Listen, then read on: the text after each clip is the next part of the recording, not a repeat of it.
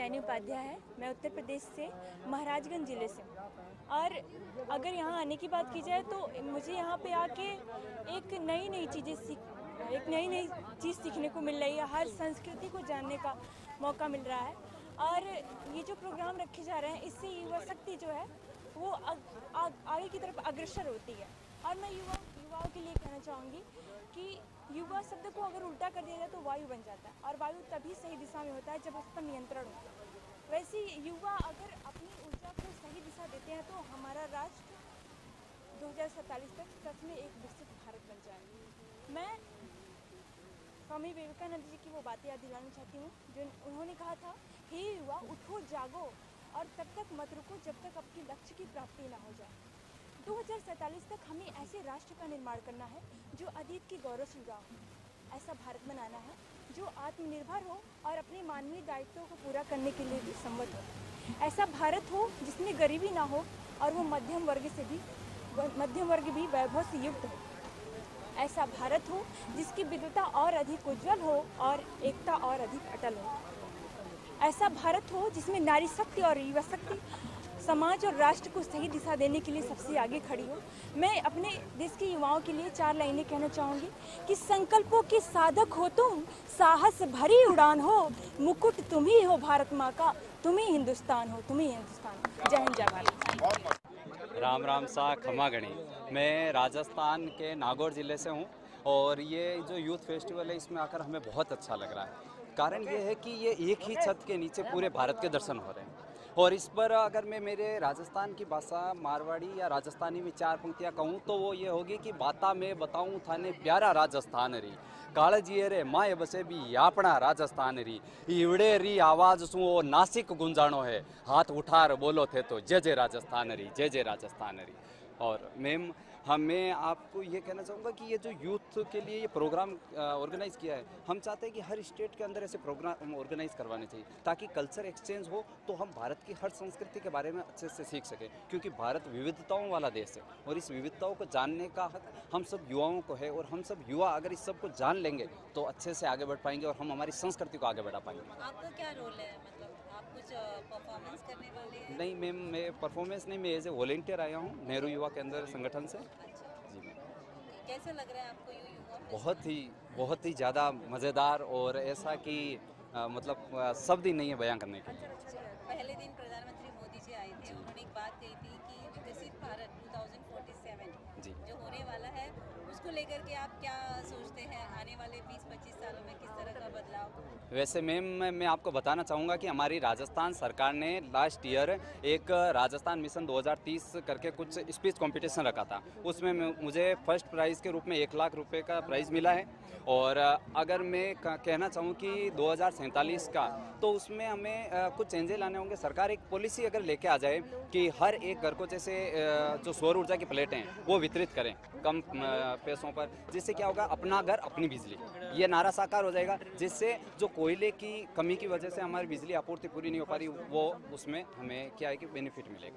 और दूसरी चीज़, जो सड़कें हैं, सड़कों पर जो हम कह सकते हैं कि जो रोड के मतलब स्पीड ब्रेकर लगाए गए हैं, वो स्पीड ब्रेकर में ऐसी मशीन वगैरह लगानी चाहिए जिससे रोड लाइटों के वो जो बिजली है वो उत्पन्न हो सके। ये कहना चाहूँगा। शेख शहबाज हुसैन है, मैं वेस्ट बंगाल से आया हूँ और हम लोग आए हैं एनएसएस की तरफ से, नेशनल सर्विस स्कीम, जिसके अंडर हम लोग को यूथ को सिलेक्ट किया गया है हमारे स्किल्स के बेस पे। जो युवा पोर्टल को हमारे प्रोफाइल्स को देख के, तो उस प्रोफाइल को देख के हम लोगों को 24 लोगों को नॉमिनेट किया गया, जिसमें 12 लड़के और 12 लड़कियां हैं। हम सब यहाँ पर आए हैं कल्चरल प्रेजेंटेशन के लिए, यूथ कन्वेंशन के लिए और इस प्रोग्राम को, यूथ फेस्टिवल को देखने के लिए, एंजॉय करने के लिए।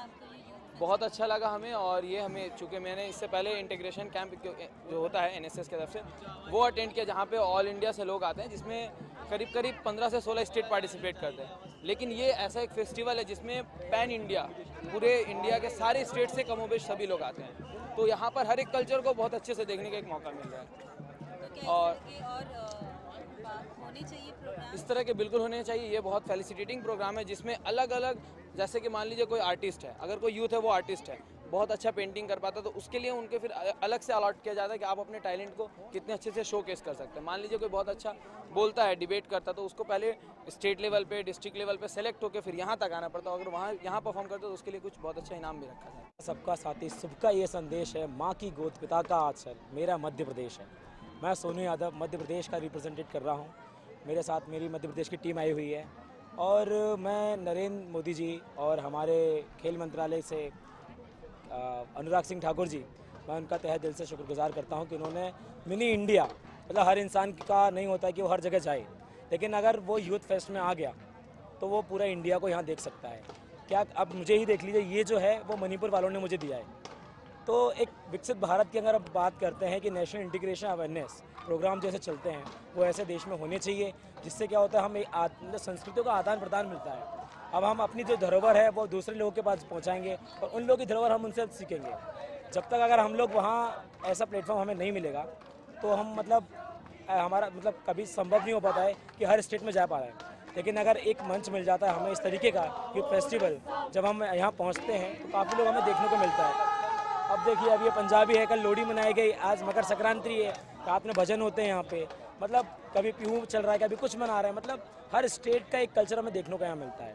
तो मैं नरेंद्र मोदी जी को बहुत बहुत धन्यवाद करता हूँ और हमारे जो सुरेंद्र शुक्ला जी हैं जो NYK के स्टेट डायरेक्टर हैं, उनका तहे दिल से शुक्रगुजार करता हूँ कि उन्होंने मुझे यहाँ भेजा अपनी टीम के साथ। जय हिंद, जय भारत, जय मध्य प्रदेश। मैं ओमकार दामोदर सिंगारे, अर्दापुर तालुके से नांदेड़ डिस्ट्रिक्ट है और महाराष्ट्र से मैं बिलोंग करता हूँ मैडम। और यहाँ पर हम NSS के मार्फत आए हैं जो हमारे कॉलेज में है और मेरा ये नेशनल यूथ फेस्टिवल पहला कैंप है जहाँ पे मैं आया हूँ और ये महाराष्ट्र में भी है, इसलिए मैं भी महाराष्ट्र का हूँ। तो अलग अलग राज्यों से यहाँ पर बहुत सारे युवा आए हैं और अपने ही घर में जैसे हम मेहमानों का स्वागत करते हैं उसी तरह से हम अन्य राज्यों के युवाओं का स्वागत कर रहे हैं, उनसे सेल्फियाँ खिंचवा रहे हैं, उनकी संस्कृति जानने की प्रयास कर रहे हैं। और ऐसे विविधता में एकता, ये भारत की संस्कृति रही है और इसी के हम अब गवाह है। और यहाँ का वातावरण एकदम सुगंधित है, मनमोहक है और प्रेरणादायी वातावरण यहाँ का है। और नासिक ये स्थल बहुत अच्छा है। 12 ज्योतिर्लिंगों में से एक नासिक में एक लिंग है त्र्यंबकेश्वर और कालाराम मंदिर भी है। प्रधानमंत्री श्री मोदी जी भी यहाँ पर उद्घाटन के लिए आए थे और उन्होंने भी युवाओं को बहुत प्रेरित किया, मार्गदर्शन किया और मैं भी बहुत प्रेरित हुआ। मैं यहाँ से घर जाते हुए बहुत सारी चीज़ें यहाँ से ले जाऊँगा। और यहाँ फूड स्टॉल लगा है, कपड़ों के दुकान लगा है, तो कैसे युवा कृती कर रहे हैं अलग अलग इन्व्हायटेड, जो मराठीमध्ये कहावत आहे की टाकाऊपासून टिकाऊ, तर त्या उस कहावत जैसे जो डाल दिया है उससे कैसा कुछ तो नया कृति किया है।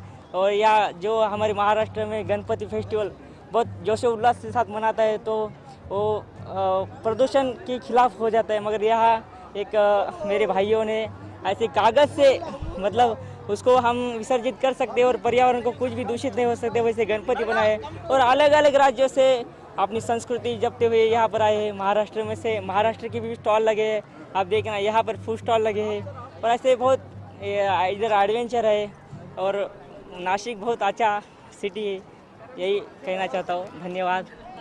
पहले तो मैं यहाँ उपस्थित तमाम अतिथिगण को मैं नमस्कार करना चाहता हूँ और यहाँ जो भाई बहन आए हैं हमारे साथ जो उपस्थित हैं 28 राज्य के, उस भाई बहनों को मैं प्रणाम करना चाहता हूँ। और मेरा ये सौभाग्य है जो मुझे इस माहौल में ढलने का मौका मिला और मैं अपने सरकार को ये भी सलामी देना चाहता हूँ, मुझे इस परिवेश में लाया गया। मैं तो एक बिहार से साधारण सा छात्र हूँ, लेकिन मुझे जन्म देने वाली वो भूमि जहाँ से चलकर मैं यहाँ आया हूँ वो अत्यधिक प्रसिद्ध है, क्योंकि वो एक ऐसी भूमि है जहाँ आदि गुरु शंकराचार्य की धूली पड़ी थी और वो एक ऐसी भूमि है जहाँ पर उनके शिष्य प्रकांड विद्वान मंडन मिश्र की भाड़िया विदुषी भारती के साथ शास्त्रार्थ हुआ था कुल 17 दिनों तक। और फिर वहाँ जो शास्त्रार्थ हुआ उसमें आदि गुरु शंकराचार्य जी हार गए, क्योंकि उसमें गृहस्थ जीवन के बारे में भाड़िया विदुषी भारती जी ने उनसे प्रश्न पूछा था, जो वो पराजित हो गए। और जब मैं बात करता हूँ यूथ फेस्टिवल की, तो मैं इसमें यूथ समिट में आया हूँ और यूथ समिट 27वां है। और बोलिए, क्वेश्चन पूछिए। आप यहाँ पर परफॉर्म कुछ करने वाले? यस, बताइए ना उस पर। हाँ, तो युवा समिट है, तो मैं पहले अपने युवाओं के लिए 4 पंक्ति बोलना चाहता हूँ। पार युवा कर सकता है, पार युवा कर सकता है पुष्प धधकती ज्वाला को भी। चट्टाने तो मुट्ठी भर हैं उनकी, तोड़ सकता है पर्वतमाला को भी, तोड़ सकता है पर्वतमाला को भी। हमारे स्वामी विवेकानंद जी ने कहा था, उठो जागो और तब तक ना रुको जब तक लक्ष्य की प्राप्ति ना हो जाए। और अभी वर्तमान समय में हमारे जो श्री प्रधानमंत्री नरेंद्र मोदी जी हैं, उन्होंने हमें एक लक्ष्य दिया है कि 2047 तक हमें अपने भारत को विकासशील से विकसित के पथ की ओर अग्रसर करना होगा। तो हम लोग स्वामी विवेकानंद जी की वो पंक्ति याद करके अपने सीने में आग जलाकर वो उठो जागो संघर्ष करो तब तक ना रुको जब तक लक्ष्य की प्राप्ति ना हो जाए, इसका संकल्प लें। और ये हमें ही नहीं, पूरे युवाओं को करना पड़ेगा।